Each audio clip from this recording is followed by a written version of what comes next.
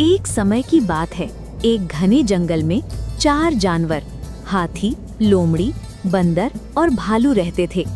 जंगल पर संकट था, नदियां सूख रही थी और फल कम हो गए थे। सभी जानवर परेशान थे और एक दूसरे से बहस कर रहे थे। देखो, मैं जंगल का सबसे ताकतवर जानवर हूँ। मेरे विशाल शरीर को तुम सबसे ज्यादा पानी की जरूरत है। अगर मैं कमजोर पड़ गया तो जंगल की रक्षा कौन करेगा? इसलिए पानी पहले मुझे मिलेगा। ताकत सिर्फ शरीर में नहीं, दिमाग में होनी चाहिए। मुसीबत के समय अक्ल की जरूरत होती है। संसाधन उसे मिलने चाहिए जो कम में गुजारा करना जानता हो, और वो समझदारी सिर्फ मेरे पास है। तुम दोनों बस बातें करते रहो। जब तक तुम फैसला करोगे, मैं पेड़ की सबसे ऊंची डाल से फल खा लूंगा। मेरी फुर्ती के आगे तुम्हारी ताकत और चालाकी बेकार है। जो पहले पहुंचेगा, माल उसी का होगा। शांत हो जाओ दोस्तों, लड़ने से प्यास नहीं बुझेगी। हमें मिलजुल कर कोई रास्ता निकालना होगा, वरना हम सब मुसीबत में पड़ जाएंगे। उनकी बहस के बीच अचानक एक तेज रोशनी चमकी और एक रहस्यमयी साधु प्रकट हुए। शोर बहुत है, पर शांति नहीं। तुम सब खुद को श्रेष्ठ मान रहे हो, लेकिन संकट में जो जंगल को संभाल सके वही राजा बनने लायक है। मैं तुम चारों की परीक्षा लूंगा। जो पास होगा वही राज करेगा। मैं तैयार हूँ महात्मा। मेरी ताकत के आगे बड़ी से बड़ी मुसीबत तिनके की तरह उड़ जाती है। आप बस आदेश दीजिए। धैर्य रखो। परीक्षा में सिर्फ ताकत नहीं, विवेक भी चाहिए। मेरे पीछे आओ, देखते हैं कौन जंगल का भार उठा सकता है। साधु उन्हें एक विशाल चट्टान के पास ले गए, जिसने पानी के झरने का रास्ता रोक रखा था। ये पहली परीक्षा है। इस चट्टान के पीछे पानी का झरना है। तुम में से कौन इसे हटाकर रास्ता खोल सकता है? ये तो मेरे बाएं पैर का खेल है। आप सब पीछे हट जाइए। अब देखिए मेरी असली शक्ति। हाथी ने गर्व से चट्टान को धक्का दिया और अपनी पूरी ताकत लगा दी। चट्टान लुढ़कती हुई रास्ते से दूर जा गिरी और रास्ता साफ हो गया। देखिए महात्मा, रास्ता साफ है। मैंने कहा था ना, ताकत ही सबसे बड़ी शक्ति है। अब तो मान लीजिए कि मैं ही राजा हूँ। कोमलता से तुमने पत्थर तो हटा दिया हाथी, पर यह नहीं देखा कि उसने नीचे उग रहे नन्हे पौधों को कुचल दिया। शक्ति निर्माण के लिए होती है, विनाश के लिए नहीं। जिज्ञासु स्वर में। लेकिन रास्ता तो खुल गया ना। छोटे मोटे नुकसान तो होते रहते हैं। मैंने वो किया जो कोई और नहीं कर सकता था। साधु मुस्कुराते हुए आगे बढ़ गए। वे एक ऊंचे पेड़ के पास पहुंचे, जहां रसीले फल लगे थे। दूसरी परीक्षा। ताकत देख ली, अब बारी है अक्ल की। उस पेड़ की चोटी से फल मेरे पास लाओ, लेकिन बिना पेड़ को हिलाए या तोड़े। ये तो बहुत आसान है। यह दिमाग का काम है। बंदर प्यारे, तुम पेड़ पर चढ़ने में माहिर हो। ऊपर जाओ और फल तोड़ो। जो गिरेंगे उन्हें मैं पकड़ लूंगी। बात तो सही है। ठीक है, मैं अभी ऊपर जाता हूँ और फल गिराता हूँ। बंदर ने फल गिराए और लोमड़ी ने उन्हें हवा में लपककर साधु के सामने रख दिया। लीजिए महात्मा, मैंने अपनी ऊर्जा बर्बाद किए बिना काम पूरा कर दिया। इसे कहते हैं स्मार्ट वर्क। अक्ल हो तो सब मुमकिन है। फल आ गए, लेकिन तुमने बंदर की मेहनत का श्रेय खुद लेने की कोशिश की। स्वार्थी अक्ल खोखली होती है लोमड़ी। जंगल में सीधा चलने वाला मारा जाता है। मैंने तो बस अपनी नीति का इस्तेमाल किया। ये धोखा है।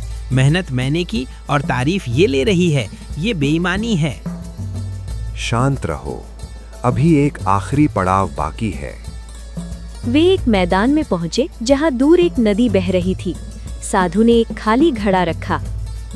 सिखाते हुए तीसरी परीक्षा। इस घड़े को नदी के पानी से भरना है, लेकिन शर्त यह है कि पानी जल्दी आना चाहिए। अब मेरी बारी है।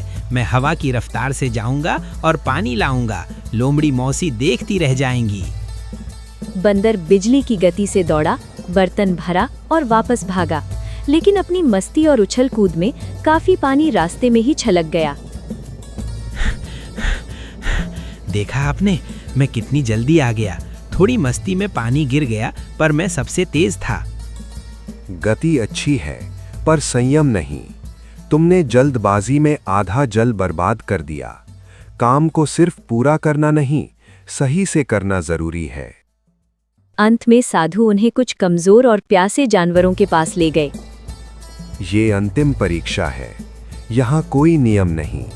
ये जानवर भूखे प्यासे हैं। तुम्हारे पास ताकत, बुद्धि और गति है। तुम क्या करोगे? मैं पेड़ गिरा सकता हूँ, पर पहले मुझे अपनी प्यास बुझानी है। राजा सुरक्षित रहेगा तभी प्रजा बचेगी। मैं इन्हें सलाह दे सकती हूँ कि खाना कैसे ढूंढें। अभी मैं खुद बहुत थकी हूँ। इन्हें आत्मनिर्भर बनना चाहिए। ये तो बोरिंग है, हिल भी नहीं रहे। मैं जा रहा हूँ अपने लिए और फल ढूंढने। तीनों विश्राम करने चले गए, लेकिन भालू चुपचाप उठा। वो बड़े पत्तों में पानी लाया और कमजोर जानवरों को पिलाने लगा। पियो नन्हे दोस्तों, घबराओ मत। मैं अभी तुम्हारे लिए वो फल भी लाता हूँ जो लोमड़ी ने जमा किए थे। भालू ने बिना किसी शोर के सबकी सेवा की। उसने लोमड़ी के फल और बंदर द्वारा दिखाए रास्ते का सही उपयोग किया। अरे भालू, तुम वो पानी और फल इन पर क्यों बर्बाद कर रहे हो? ये हम लोगों के लिए थे। सही कहा। भावुक होने से तुम्हें कोई इनाम नहीं मिलेगा भालू भाई। दोस्तों, तुम्हारे पास मुझसे ज्यादा गुण हैं, लेकिन अगर हम इनका उपयोग सिर्फ खुद के लिए करेंगे तो हम राजा नहीं, व्यापारी कहलाएंगे। अकेले खाने में पेट भरता है, मन नहीं। भालू की बात सुनकर सन्नाटा छा गया। साधु ने मुस्कुराते हुए सबको पास बुलाया। मेरी खोज पूरी हुई। हाथी, तुमने विनाश किया। लोमड़ी, तुमने छल किया। बंदर, तुमने व्यर्थ किया। तुम तीनों राजा बनने की परीक्षा में फेल हो गए। तो क्या भालू जीत गया? इसने तो बस नौकरों वाला काम किया है। राजा वो नहीं जो हुक्म चलाए। राजा वो है जो गिरते हुए को संभाले। भालू ने तुम सब की मेहनत का सही उपयोग करके समन्वय किया। उसने दिखाया कि जंगल किसी एक का नहीं है। मतलब इसने हम सबकी मेहनत को सही दिशा दी। महात्मा, मैंने परीक्षा के लिए ये नहीं किया। अगर हम ताकतवर होकर भी इनकी मदद न करें तो हमारे होने का क्या मतलब? हम सब मिलकर ही जंगल बचा सकते हैं। बिल्कुल सही। ताकत, चालाकी और फुर्ती से बड़ा गुण है सहयोग। आज से जंगल का राजा कोई एक नहीं होगा।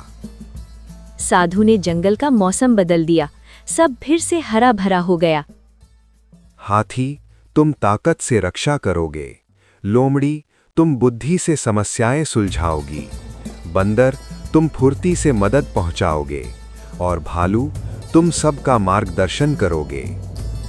मुझे क्षमा करें भालू भाई, तुमने मेरी आंखें खोल दी।